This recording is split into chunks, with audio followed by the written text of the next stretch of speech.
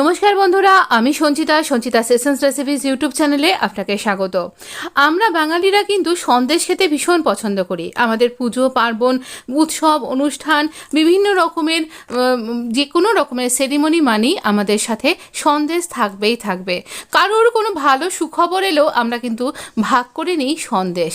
সন্দেশ নামে আমাদের কিন্তু একটা খুব সুন্দর ছোটদের পত্রিকাও আছে কিন্তু। যাই হোক, এই সন্দেশ কিন্তু খুব মিষ্টি। আর আজকে আমি আপনার জন্য নিয়ে এসেছি কেশর সন্দেশ। দেখতেই পাচ্ছেন রঙটা কীরকম, কোনো রকম এক্সট্রা ফুড কালার আমি দিইনি, আর কোথাও আমি এক্সট্রা ছোট করে কেটে দিয়ে অন্য কিছু মিশিয়ে দিয়েছি এমনটাও করিনি। সবটাই আপনার সাথে দেখিয়েছি একদম পুরোপুরি। শুধু আমি একটু বেশি ফাস্ট ফরওয়ার্ডে দেখিয়েছি, নাহলে আপনি বোর হয়ে যাবেন। তো এই কেশর সন্দেশটা কী করে বাড়িতে তৈরি করবেন, খুব সহজে ইজি। তো দেখুন, আমি ছানা নিয়ে নিয়েছি। এটা পুরো 1 লিটার ফুল ফ্যাট মিল্কের ছানা। ছানা থেকে কী করে, মানে দুধ থেকে কী করে এই ছানায় নিয়ে আসবেন তার সম্পূর্ণ আলাদা ভিডিও আছে আমার চ্যানেলে, একবার দেখে নেবেন। তো এই রকমভাবে ছানাটাকে হাত দিয়ে, এই যে ছানার মধ্যে একটা স্ক্রাম্বল ব্যাপার থাকে, সেটাকে আমরা স্মুথ টেক্সচারে নিয়ে আসবো। আর আমি এখানে দিচ্ছি রোজ ওয়াটার। গোলাপ জলের এই গন্ধটা যদি আপনার পছন্দ না হয় তাহলে স্কিপ করতে হবে, কিন্তু এর মধ্যে, এই সন্দেশের মধ্যে এই রোজ ওয়াটার এবং এই এসেন্স যেটা রয়েছে সেটা হচ্ছে কেশরের।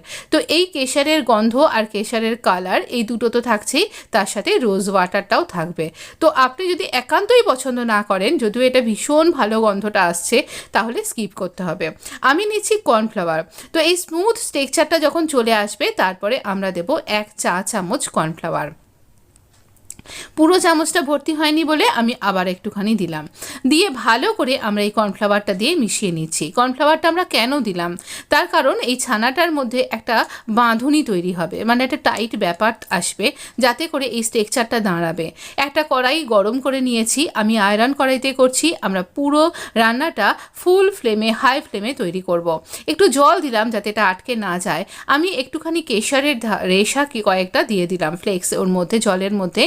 আর কিছুটা একটা বাটির মধ্যে নিয়ে একটু গোলাপ জলে ভিজিয়ে রাখছি। দেখুন কি সুন্দর কালারও বের হতে শুরু করে দিয়েছে। আর এর মধ্যে দিয়ে দিলাম চিনি। চিনিটা আমি আজকে একটু বেশি দিয়েছি। এইরকমই ওভেনের পাশে একটু গরমে রেখে দিলেই কিন্তু এটা অলরেডি কালারটা ছেড়ে দেবে। আর এখানে খুব একদম গায়ে রাখবেন না, কাঁচের বাটি হলে ফেটে যেতে পারে। তো এই চিনিটা যখন একদম মেল্ট হয়ে যাবে হাই ফ্লেমেই, সেই সময় আমরা দিয়ে দেবো এই ছানাটা।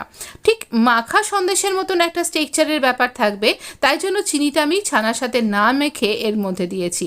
এবার হাই ফ্লেমে খুব নাড়াচাড়া করে আমরা এটা তৈরি করব। যদি এইরকম ভাবে যদি দেন, চিনিটা আগে না মেখে যদি এরকম পরে দেন, আবারও একটু গোলাপ জল দিলাম, তো তাহলে পারে না এর মধ্যে একটা দানা দানা টেক্সচার আসবে। আমি একটু জুম করে আপনাকে বোঝানোর চেষ্টা করেছি। আমি আবারও খানিকটা এইরকম কেশর বা স্যাফরন দিয়ে দিলাম। এটা এরকমভাবে হাই ফ্লেমে নাড়বেন, একদম যেন নাড়াটা যেন না থামে যতক্ষণ না পুরোটা কুক হয়ে যাচ্ছে। দেখতেই পাচ্ছেন পুরোটা লিকুইড থেকে ক্রমশ সেমি সলিড, তারপর সলিডে পরিণত হয়ে যাবে। তো একদম নাড়াটা থামালে চলবে না। একটা কাঠের খুন্তি নিন, আর যার হ্যান্ডেলটা অনেকটা লম্বা, যাতে আপনার হাতে তাত না লাগে। আরও একটা ব্যাপার, এটা দেখুন কীরকম আস্তে আস্তে কড়াইটা ছেড়ে দিচ্ছে। আর এখানে রোজ ওয়াটারের মধ্যে স্যাফরনটাও কিন্তু তার কালারটা ছেড়ে দিয়েছে। এইরকমভাবে সমস্ত দিক থেকে স্ক্র্যাপ করে করে এটাকে, বিশেষ করে তলার দিকটা স্ক্র্যাপ করে করে আপনাকে ক্রমাগত নাড়াচাড়া করে যেতে হবে। খুব বেশিক্ষণ কিন্তু করতে লাগে না, 12 থেকে 15 মিনিটে হাই ফ্লেমে এইরকম ছানা কিন্তু রেডি হয়ে যায়।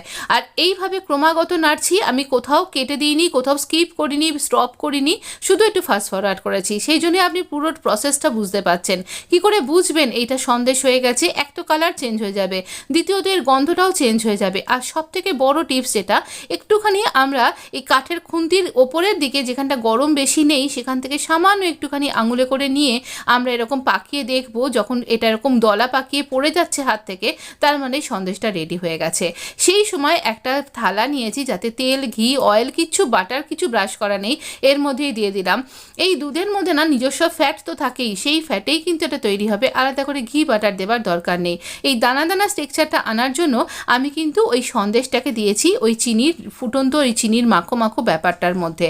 একটু কড়া পাক দেবার জন্য, কড়া পাকের সন্দেশে যেরকম স্ট্রাকচারটা থাকে, এখানে দুটো ব্যাপার এনেছি আমি। কড়া পাকের জন্য চিনিটার পরিমাণটা বেশি দিয়েছি। একটা না আমার কাছে এটা স্প্যাচুলা টাইপের আছে, সেটা দিয়ে এভাবে স্ক্র্যাপ করে খুন্তি থেকে সন্দেশটা মিশিয়ে দিচ্ছি। এটাকে পুরোপুরি ঠান্ডা হওয়া অবধি অপেক্ষা করেছি। একদম যখন ঠান্ডা হয়ে গেছে তখন আমি এরকম ছোটো ছোটো পোর্শন করে ভাগ করছি। তো এই রকম ছোটো ছোটো পোর্শন করে ভাগ করছি। আর কেশর তো আমাদের যে কোনো পুজো পার্বণে খুবই শুভ বলে মনে করা হয়। আর সন্দেশ কিন্তু যে কোনো পুজো পার্বণ উৎসব অনুষ্ঠানে আমরা সবাই সন্দেশ খেতে ভালোবাসি, সবাই সন্দেশ খাওয়াতেও ভালোবাসি সবাইকে। আর যে কোনো অনুষ্ঠান বলতেই আমরা বাঙালিরা কিন্তু সন্দেশ আর রসগোল্লাকেই বুঝে থাকি। আর একটাও থাকে, সেটা মিষ্টি দই, ক্ষীরের দই আপনি আমার চ্যানেলে পেয়ে যাবেন কিন্তু। তো দেখুন এই রকমভাবে গোল্লা পাকিয়ে নিলাম। এবার শেপটা আপনি আপনার মতন করতে পারেন। আমি এরকমভাবে করছি বলেই এরকম করতে হবে তেমনটা নয়, আপনি আপনার মতন করে যে কোনো শেপে করতে পারেন, যে কোনো ছাঁচ দিয়েও করতে পারেন। আমি আজকে এরকমভাবে করছি। তো এইভাবে আমি সন্দেশটা তৈরি করলাম। দেখুন কি সুন্দর একটা কালার এসছে। আর গন্ধটা তো আমি আপনাকে পাঠাতে পারবো না, কিন্তু গন্ধটাও আসছে কিন্তু ভীষণ সুন্দর। তো এই রকমভাবে সন্দেশ তো আমাদের রেডি হয়ে গেছে। এবার স্যাফরন বাটার, তার সাথে স্যাফরন, এইটা মিলেমিশে এইরকম এত সুন্দর দেখতে লাগছে। কাউকে যখন কোনো খাবার আমরা পরিবেশন করব, তখন তার যদি দেখতেই খাবারটা ভালো না লাগে, তাহলে তিনি সেটাকে গ্রহণ করবেন কি করে? তাই জন্য আমি এটা তো দিয়েছিলাম জন্মাষ্টমী উৎসব উপলক্ষে। তো আপনার যদি মনে হয়, তো আপনিও কিন্তু যে কোনো উৎসব অনুষ্ঠানে এটা কিন্তু ট্রাই করতে পারেন। অবশ্যই খুব খুব ভালো লাগবে, এটুকুনি বলতে পারি। নিজের হাতে সন্দেশ করে কাউকে খাওয়ানোর মজাটাই আলাদা। যদি ভালো লেগে থাকে অবশ্যই ট্রাই করবেন। লাইক দিতে ভুলবেন না, বন্ধুদের মধ্যে শেয়ার করতে ভুলবেন না। যিনি মিষ্টি খেতে বেশি ভালোবাসেন তাকে অবশ্যই করে শেয়ার করুন। বাড়িতেও তিনি তাহলে এইরকম সুন্দর মিষ্টি বানাতে পারবেন। আপনি খুব ভালো থাকবেন। আর আমার চ্যানেলটা সাবস্ক্রাইব করতে ভুলবেন না। ধন্যবাদ বন্ধু, ভালো থাকবেন।